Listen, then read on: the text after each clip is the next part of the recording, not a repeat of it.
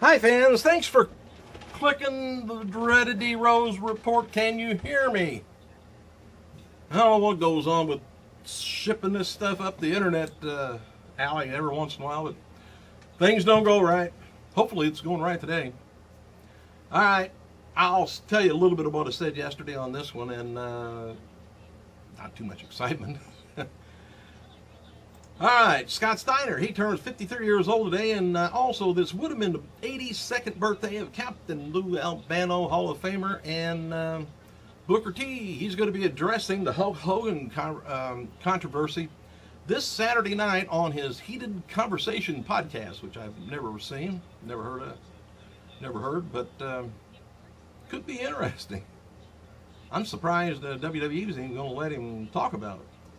All right, Los Angeles, California, July 29th, 2015, WWE announced that it has acquired world rights to the resurrection of Gavin Stone, a faith-based title from the Harvest Bible's Chapel's Vertical Church Films. The film recently wrapped productions.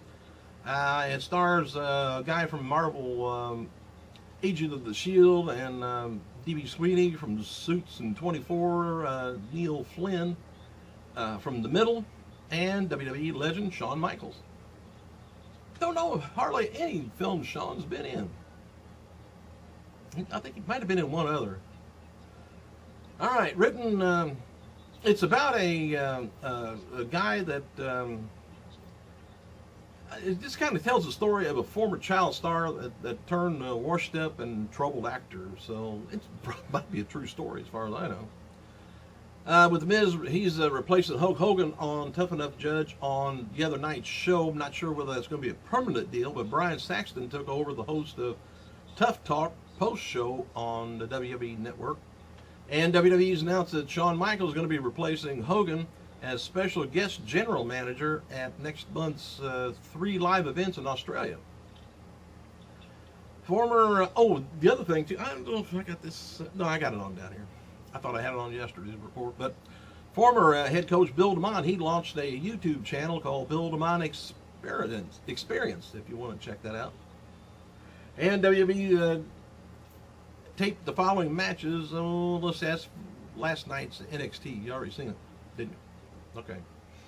And WWE started to remove now all the Hulk Hogan merchandise from major online retailers such as Target, Walmart, Amazon, and Toys R Us. No word yet on when the item's going to be removed from the stores, but that's kind of likely. They may want to sell them first. In fact, I'd go out and get some if I was you. It might be kind of hard to find sooner or later. Of course, Hogan will probably, I would think, start up his own, since he owns the name Hulkamania and all that stuff. He could start, another company and, make up his own T-shirts and sell them. And probably make decent money that way. All right, noted that when the Hogan scandal broke, that WWE informed all licensees to nix any current and future Hogan projects, that they're working on. Mattel confirmed to Twitter yesterday that they halted productions on all Hogan items. And while Sting is expected to appear, I got more of that, and actually wrestle next month at SummerSlam, the word is now this afternoon that he's not scheduled to make any kind of an appearance that night. Tell you more on that later. So they kind of had two different things going here. There was some speculation that WWE talent that Sting may be brought in with Stephen Amell to face Stardust and possibly The Miz, with the idea that both Amell and Sting are vigilantes. Good idea. Also been talking about Sting teaming up with Roman Reigns to face Bray Wyatt at SummerSlam, but I don't think that's going to work out either. But kind of sure, I know it's not going to work out now. But Sting is going to be in New York City that weekend anyway, doing the SummerSlam experience, signing appearances, and apparently WWE's not going to be using him, like I said, after all. Guy asked me on the phone line, what would have happened if the referee the other night on Raw would have called off the match when Cena broke his nose?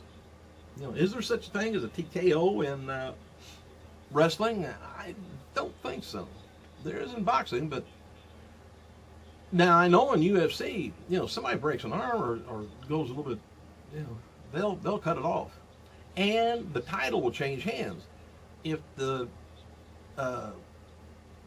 doctor would have did that with Cena, would his title change? It's the thing, and WWE can make up the rules as they go. So, it's kind of an answer. All right. Despite speculations, WWE did not have any current plans, like I said, for Sting. And the original idea, of course, was with Ambrose. They were going to put Ambrose and Reigns together against the Wyatt family with Sting on one side, and I guess Wyatt's was going to get another partner in there. But they said, and they even advertised Sting on SummerSlam TV commercials. But then WWE had cut more than a week ago.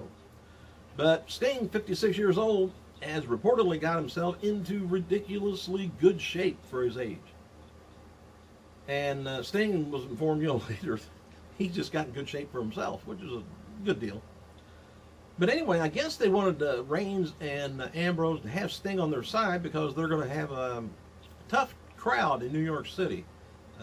Reigns kind of don't go over too good there. So with them cheering Sting, they're cheering the team, and they're the faces then.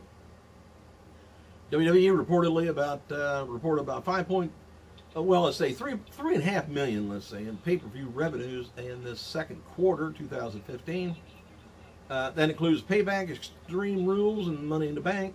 Don't include WrestleMania, though. That kind of got over into the other month.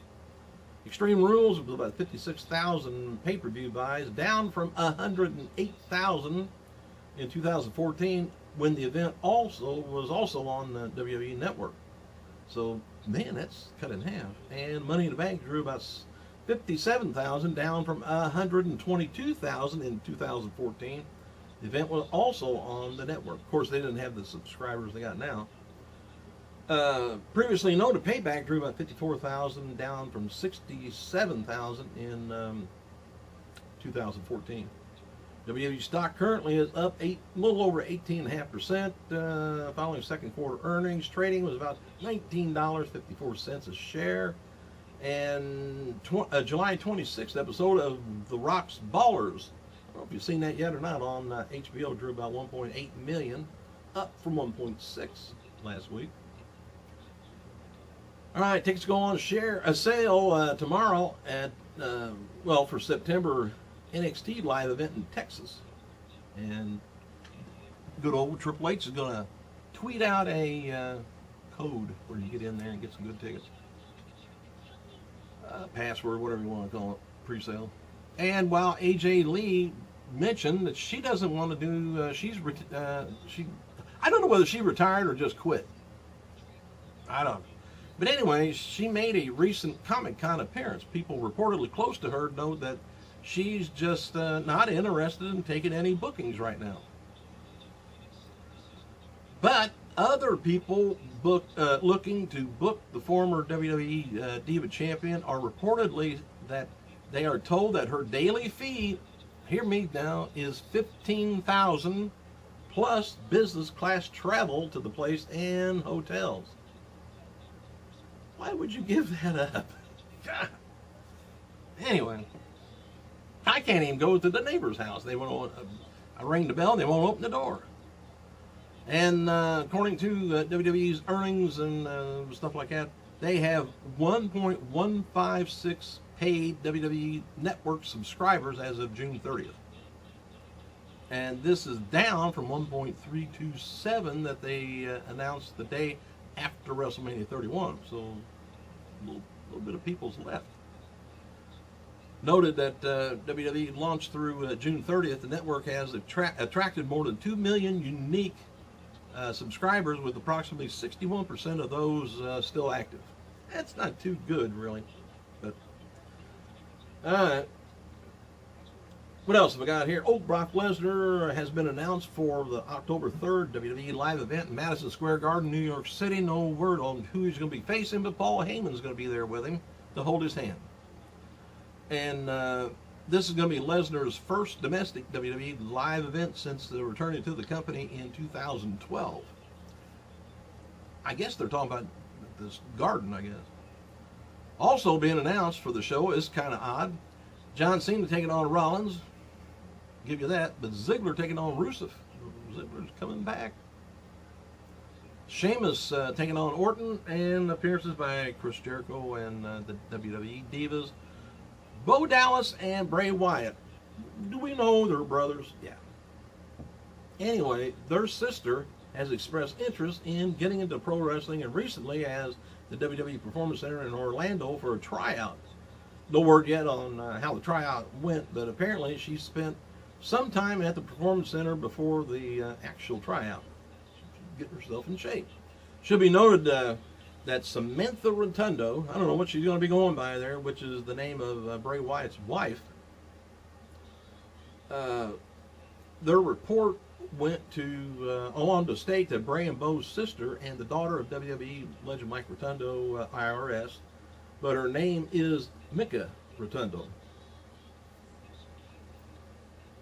I guess there was a report saying Samantha, but somebody was confused. Anyway, Mika often attends major WWE events and shows when the company's down around in Florida. She currently does work for CW44 TV in Tampa Bay. Thanks for clicking, you guys. I hope you can hear me. I gotta go.